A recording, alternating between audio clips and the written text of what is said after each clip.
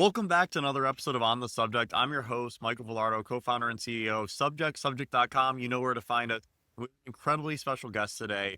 We've been all about highlighting the most innovative educators around the United States. Over the last 6 months, we've gone to Michigan, New Mexico. Now we're here in our home state, beautiful, sunny California, though it's a little gray out today.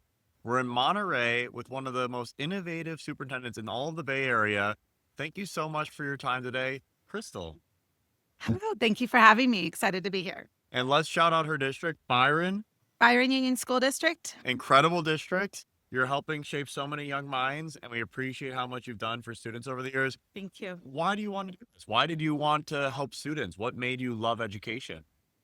Well, I started in education in 1998, but I also started when I was the oldest of 3 kids, and I used to teach in the closet with the chalkboard, the ABCs to my sisters. So I've always had a passion for learning, and that just built on itself as different mentors brought me into leadership roles along my career. And that led me from teaching kindergarten into becoming the principal at the site where I was, into becoming a director of ed services, and then moving into superintendency. That's amazing. And I love that you've been able to wear every hat because that holistic approach to education, student to teacher to principal, director, and now superintendent, you really understand the whole gamut. Are we allowed to go here and say, hey, what was your favorite role? Not including superintendent. So that way we don't put anyone on the spot. Like, what out of the other roles, what did you like the most? What gave you the most joy?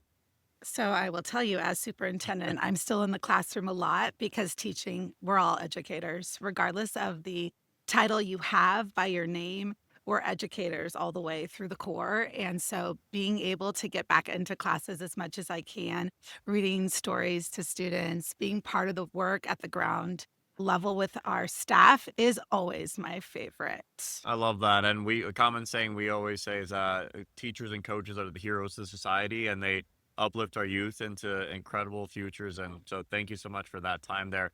What has been the most challenging piece that you've been able to accomplish over the last few years? And how has your leadership been able to steer the district into such an incredible 2025 start? Great question.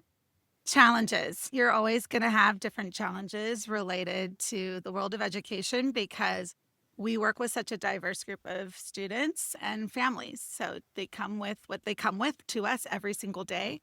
Our families are giving us their best kids, and we're going to love them up and we're going to teach them where they are and push them to the next level.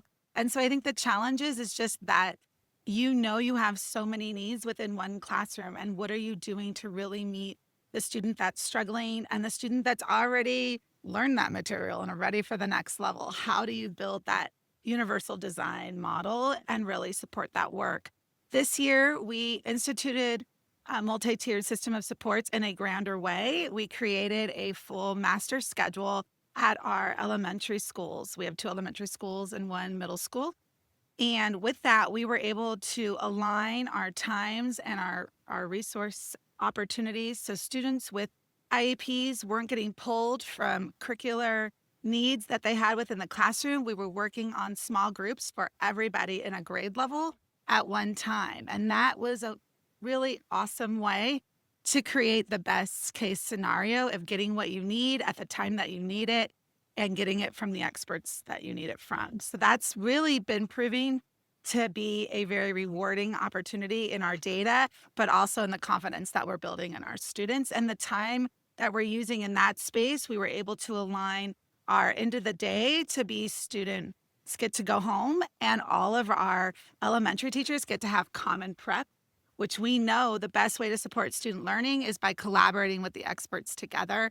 And having that common prep time for teachers to collaborate and plan and do what they need to do at the end of every day has also been a game changer for our district. That's amazing. And congrats on all the incredible cross-functional alignment you've been able to get through to your district. It's really impressive. You talked about being a kindergarten teacher in 1998. We're in 2025 now. Doing quick math as we do the podcast. So 1998, kindergarten students, probably early 90 birthdays, 90, 91, 92. Yep. Now we're in 2025, K-8 district. These students, you're teaching all Gen Alpha students in some cases. What do you think the biggest difference between a Gen Alpha and a millennial is? I'm a millennial, so feel free to pile on. Don't worry about it. I think our biggest difference as we've evolved over those generations is the reality that technology isn't something you do, it's what is. It's what you've always known. It's how you think, how you thrive, how you go through life. And that change from learning the different technology that's come out to just getting the newest upgrade so it's faster for you to do whatever you need to do.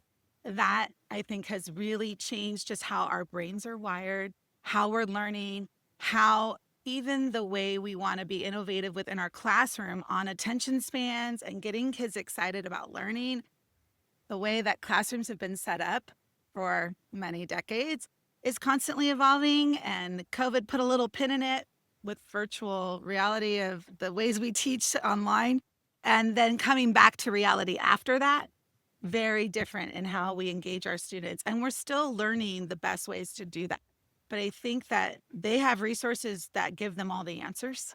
And so it's more about critical thinking, deep thinking, innovation, big dreams, and related to having the next level of leadership that they're going to bring to the table.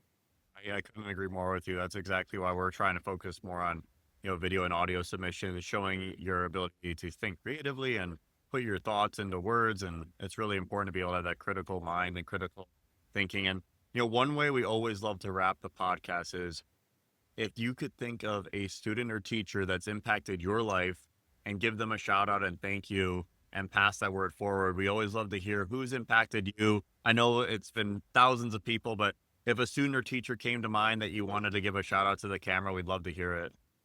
So my shout out would be to Miss Jerry Patey, Miss Jerry and Payne, fourth grade teacher. you're going to see this. And she was definitely pivotal. I was the fourth grader that she called on. She said, Crystal, you're a natural born teacher. I can just see it in you. You have to be a teacher. And we had a student that came from Indonesia that did not speak any English at all, came to us fresh without anything. And she said, I need your help. I need you to go with her in the library every day during quiet reading time, which they used to do for us for 15, 20 minutes. And I need you to help her learn English. And that's what I did. That was in fourth grade. When we promoted from eighth grade, it was a K-8 school. That same student, I'm going to say Catherine Hellam, because she's also amazing, wrote me the most beautiful note about how I helped support her transition to the United States. I get teary-eyed thinking about it because it was so pivotal, but it just helped me continue my journey as an educator because those are the moments that are priceless and those are the moments that matter. And that's why I show up for kids every day. Tough to top that comment. That was unbelievable. You're moving me right now. That was unbelievable. And this is exactly why we have this podcast. We're trying to highlight the most innovative approaches in education, elevate voices, and really bring us back to the core, which is everything for students. That was amazing. Everyone here, please like, subscribe, comment down below. We're trying to get our YouTube and Spotify followers up. Please find us. Another episode of On the Subject. I'm your host. Thank you so much for joining us today. It was so much fun. Thank you so much for having me. It was awesome.